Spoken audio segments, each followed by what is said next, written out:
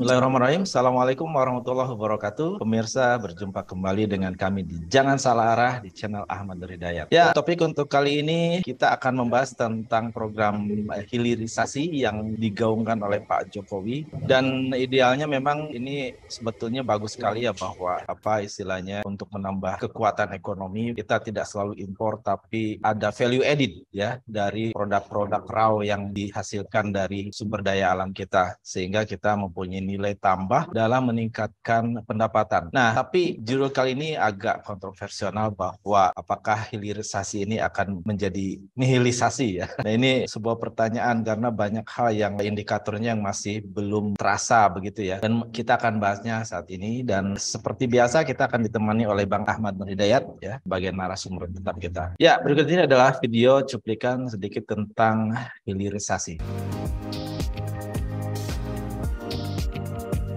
Nilai tambah pendapatan negara akibat hilirisasi nikel menjadi salah satu faktor pendorong tingginya investasi Indonesia tahun ini. Dalam acara Mandiri Investment Forum, Presiden kembali memamerkan hasil keputusan besar menghentikan ekspor mentah nikel yang membuat lompatan besar pemasukan negara dari 17 triliun menjadi 450 triliun rupiah. Kendati kebijakan hilirisasi dan larangan ekspor digugat WTO dan kalah, Jokowi meminta para menterinya terus maju, sebab hilirisasi inilah yang akan merubah Indonesia sebagai negara berkembang menjadi negara maju. Yang namanya hilirisasi itu menjadi kunci. Konsistensi kita di dalam industrialisasi, hilirisasi menjadi kunci. Jangan kita hanya senang karena keberhasilan di nikel. Ya, nikel memang menjadi sebuah contoh dari yang dulu waktu kita ekspor mentahan 1,1 billion US dollar saat masih mengekspor mentah. Di 2022 perkiraan saya sudah di angka berapa Pak Luhut? 30? Kira 30 sampai 33 billion US dollar. Bayangkan dari kira-kira 17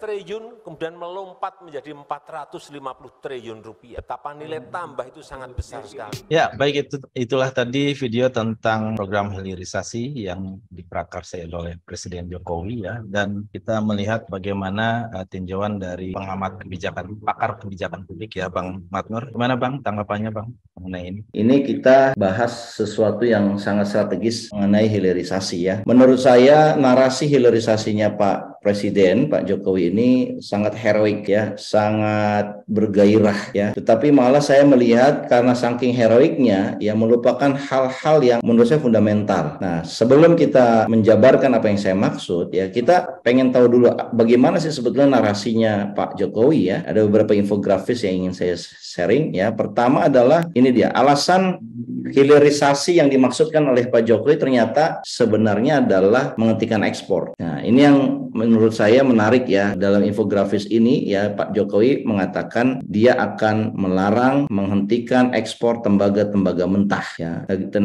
Tembaga mentah ini kan salah satu mineral yang ada di perut Indonesia.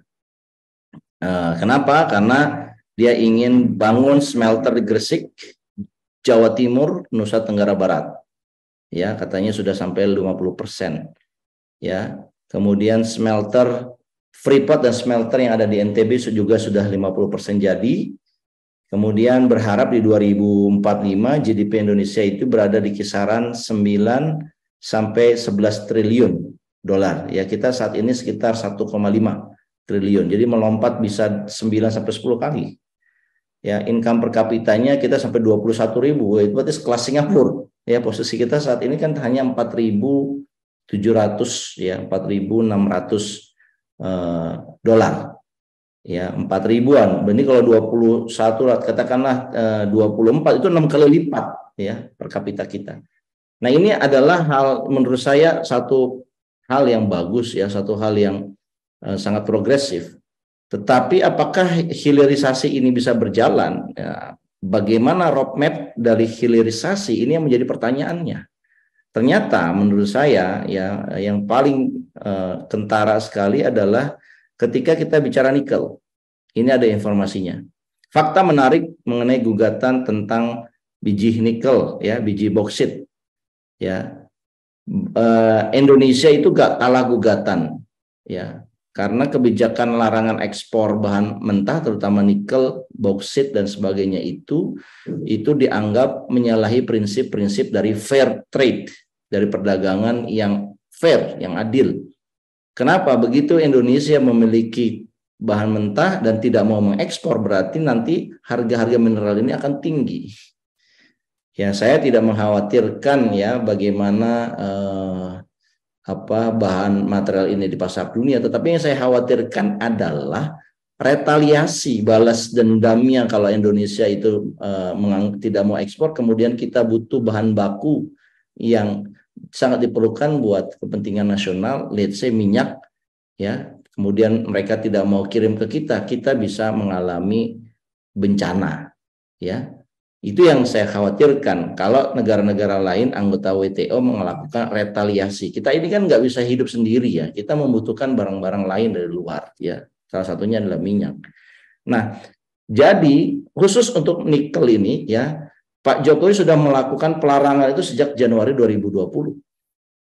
Ya, ternyata pelarangan ini ya yang dimaksudkan untuk melakukan hilirisasi dari nikel diubah menjadi bahan baku baterai dan kemudian jadi baterai, itu ternyata dalam konteks Indonesia investasi hilirisasi ini banyak ya diminati oleh investor asing.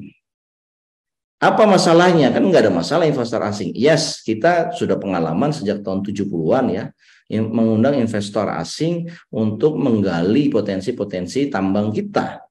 Tetapi ya khusus untuk nikel ini ternyata perusahaan-perusahaan yang masih berinvestasi ini adalah perusahaan-perusahaan asing, bukan modal-modal BUMN. Ini yang saya maksudkan, hilirisasi ini adalah narasi hilirisasi yang sebetulnya adalah mengundang asing terlalu banyak untuk datang ke Indonesia.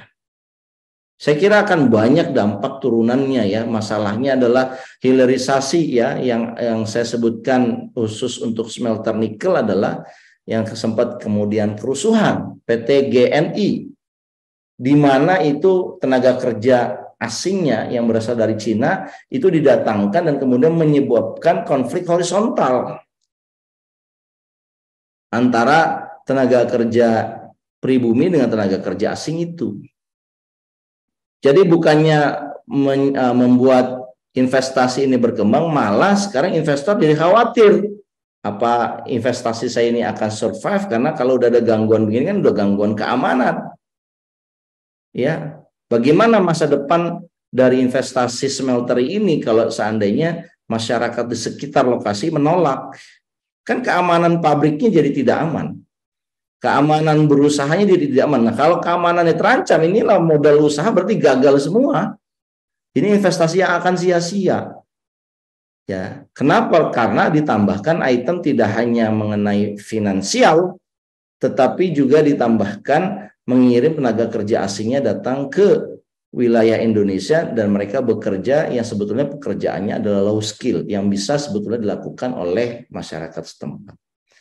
Nah, kalau ceritanya hilirisasi ini adalah semakin membuat Indonesia tergantung sama yang namanya investasi asing, maka hilirisasi program ini akan menjadi menurut saya nihilisasi, Bro Eko. Akan zero, akan kosong, bahkan akan negatif ya buat para investor, akan kalah. Dan akhirnya kita juga sebagai bangsa akan reputasinya akan rusak. Ya, manakala yang udah kita gemborkan mengundang investasi asing, tapi ada masalah keamanan dan kepastian hukum yang tidak jelas. Nah, tentunya ini akan menambah beban reputasi bangsa Indonesia. Kita nggak mau seperti itu, oleh karena itu kita tawarkan solusinya agar hilirisasi yang kita maksudkan adalah memperkuat kemandirian kita, bukan tergantung kepada asing. Saya mau berhenti di situ dulu, Bro.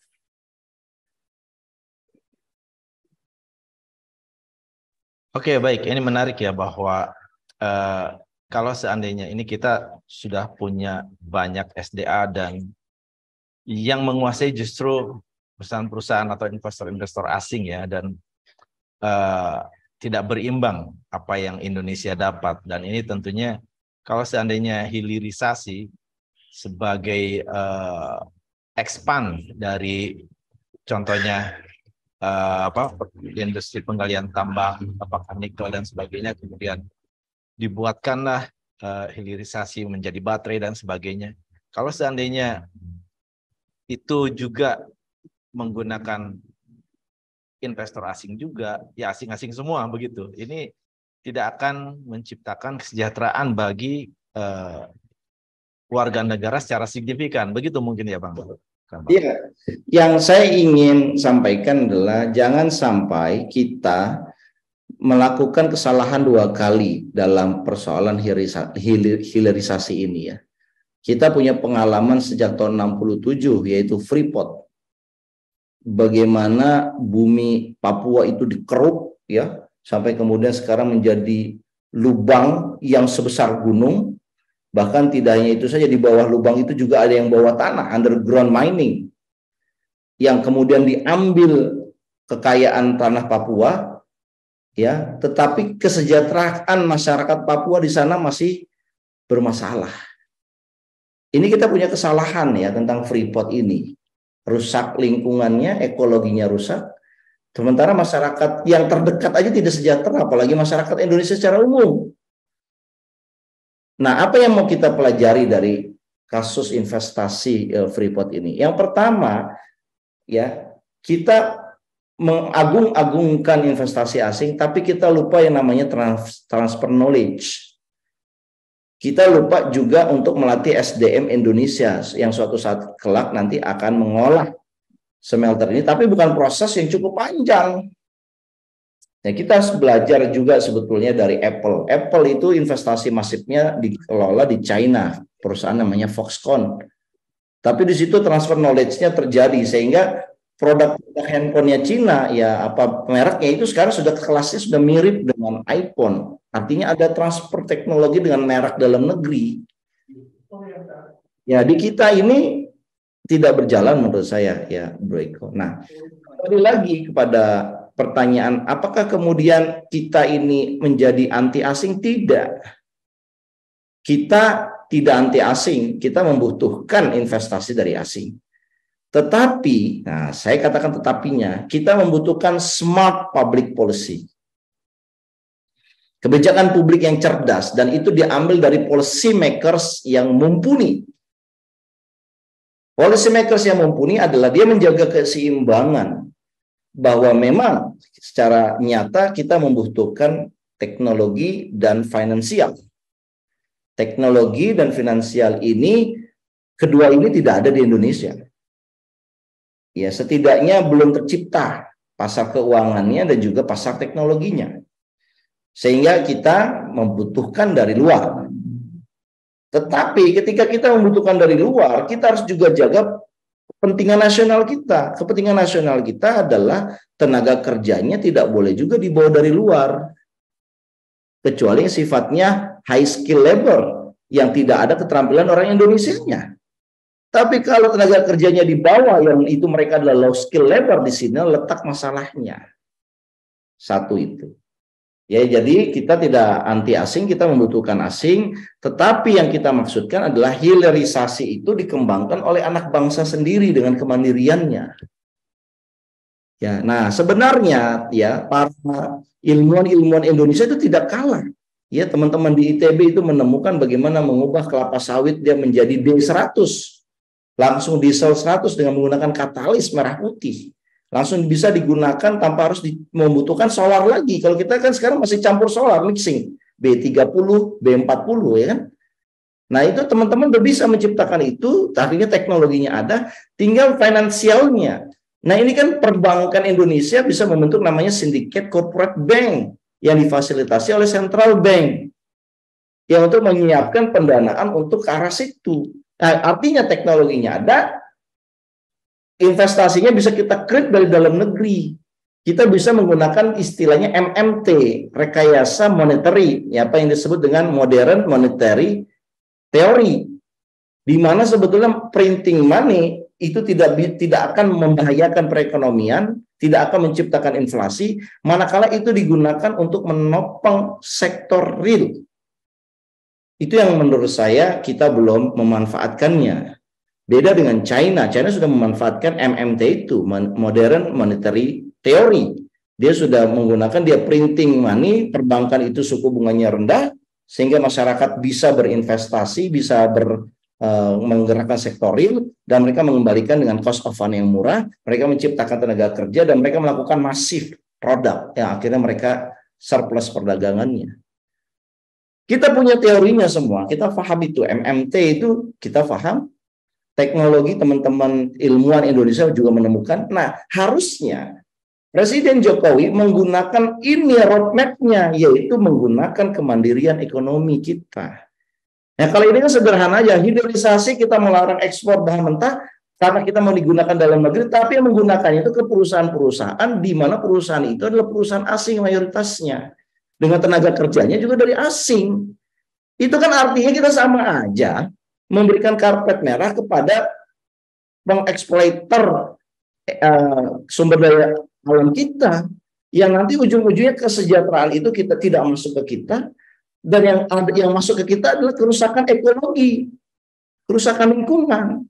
Artinya kita mengulangi kesalahan 2 kali.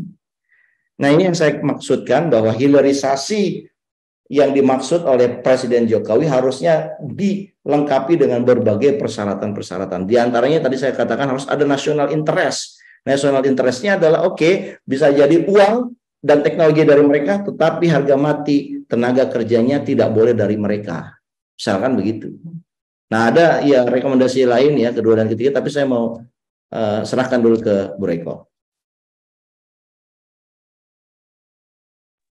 Ya, memang ini sesuatu yang absurd ya, aneh juga ya, bahwa alasan transfer knowledge, transfer teknologi, sementara kita bisa lihat contohnya kereta cepat ya, dari 2014 sampai sekarang pekerjanya masih asing semua gitu ya. Jadi kita tidak melihat ada transfer knowledge, transfer teknologi di sana. Kemudian peranan Kementerian Tenaga Kerja juga jadi dipertanyakan ini, karena seharusnya apa yang dibutuhkan untuk misalkan kebutuhan tenaga kerja, apakah di bidang pertambangan atau lain-lain, itu supaya bisa menyerap tenaga kerja dari dalam negeri begitu, tidak memerlukan asing, jadi harus dipersiapkan dulu. Ini kita tidak mendengar itu, sehingga hampir secara rutin itu ada tenaga kerja asing yang datang begitu ya, terutama ke Morowali. Ini sangat mengkhawatirkan. Betulnya harusnya seperti apa ini, Bang? Ya, menurut saya, Bro Eko ya, kita bisa mengajari ya, bukan mengajari lah ya, memberikan rekomendasi ya kepada policy maker saat ini, bahwa hilirisasi ini bisa kita lakukan dengan memperkuat kemandirian. Saya punya 3 rekomendasi ya, Bro Eko, bagaimana hilirisasi ini tidak berujung pada nihilisasi, apalagi sampai kerusakan ekologi. Yang pertama rekomendasi kita adalah kita pengen hilirisasi ini adalah membangun kemandirian BUMN. Jadi BUMN itu jangan dipakai sebagai pelengkap. Sekarang memang sudah dilibatkan BUMN, tetapi itu pelengkap, sahamnya minoritas. Uangnya juga bukan dari BUMN, uang mereka juga, tapi seolah-olah dari BUMN. Kita mengertilah yang disebut dengan monetary engineering, ya financial engineering, itu uangnya bukan uang BUMN, uang yang dititip mereka juga. Artinya posisi BUMN kita dalam hilirisasi itu posisinya itu sangat lemah. Kita nggak mau ya, kita pengen ini orientasinya bukan sengaja melemahkan BUMN, hanya dijadikan istilahnya stempel BUMN kita, tetapi menjadikan BUMN itu betul-betul terlibat aktif dalam investasi hilirisasi itu. Ya, yang kedua adalah BUMN ini harus punya yang namanya sort of fund engineering. Ya, kita punya aset BUMN, tapi kita tidak mampu melakukan mengengineer BUMN kita. BUMN itu modalnya tiba-tiba penanaman modal negara gitu-gitu, enggak. BUMN itu harus diciptakan, dia bisa menciptakan obligasi, yang obligasinya itu digunakan untuk menghimpun, membiayai hilirisasi ini. Ini kan ya Main ID ataupun Antam, ini kan tidak pernah menerbitkan satu obligasi yang sifatnya adalah untuk membiayai proyek hilirisasi, ya kan? Pernah dulu Antam ya, yang sekarang jadi main ID, dia membuat global bond, tetapi untuk membeli Freeport, bukan untuk kemudian mengembangkan apa yang hilirisasi yang digaungkan oleh Pak Presiden, yaitu hilirisasi di baterai. Belum. Ya, satu itu. Jadi bagaimana memperkuat BUMN agar berani berinvestasi dalam hilirisasi, berinvestasi dalam teknologi, berinvestasi dalam melakukan mencari pendanaan dari luar. Yang kedua, kontrak kerjasama hilirisasi yang sudah ada ini perlu dievaluasi.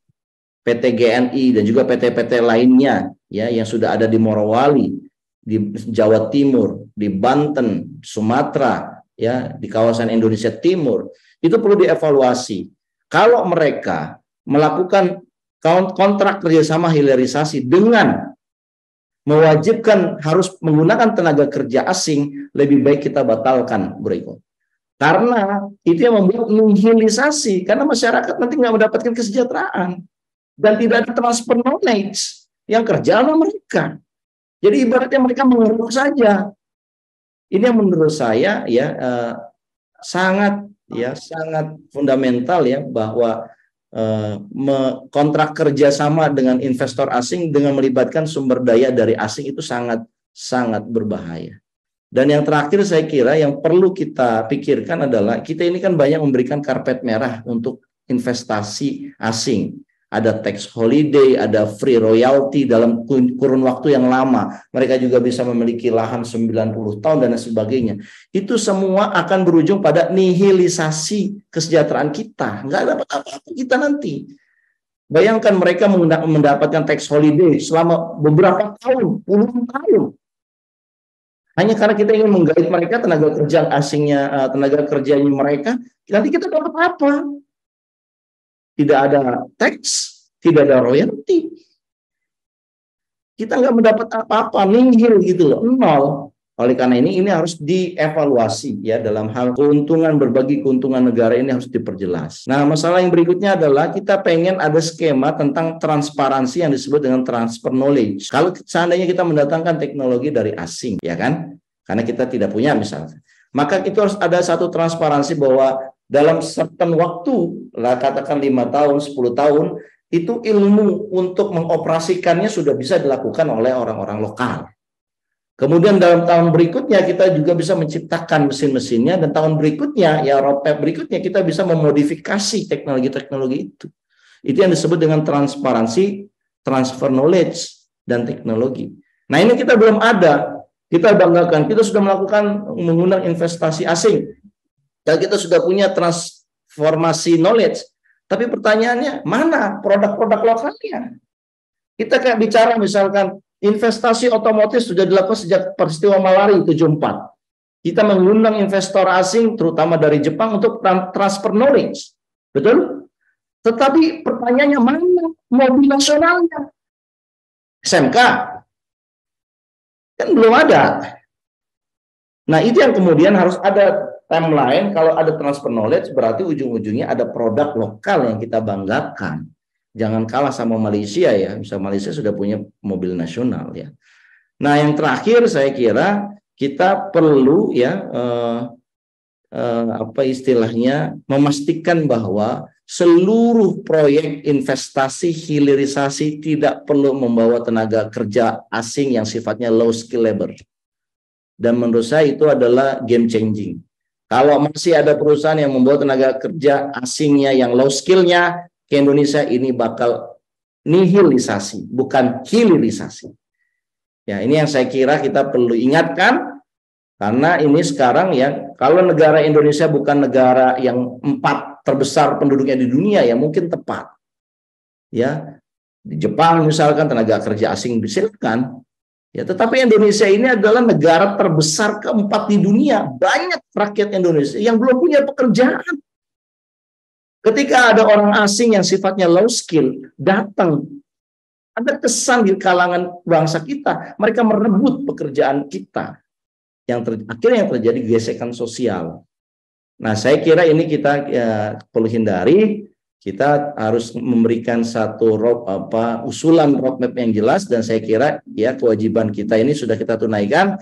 Kita memberikan usulan bagaimana caranya hilirisasi tidak menjadi nihilisasi, dan saya kira ini usulan yang sangat baik ya, dan semoga saja didengar oleh policy makers kita. Demikian, Breko. Ya, baik Bang, sangat menarik ya. Jadi memang kalau misalkan perusahaan-perusahaan asing yang sumber daya alam dari kita itu kontraknya terlalu lama, habis-habisan ya, mungkin pada saatnya kita punya kemandirian, tinggal ampasnya saja gitu ya.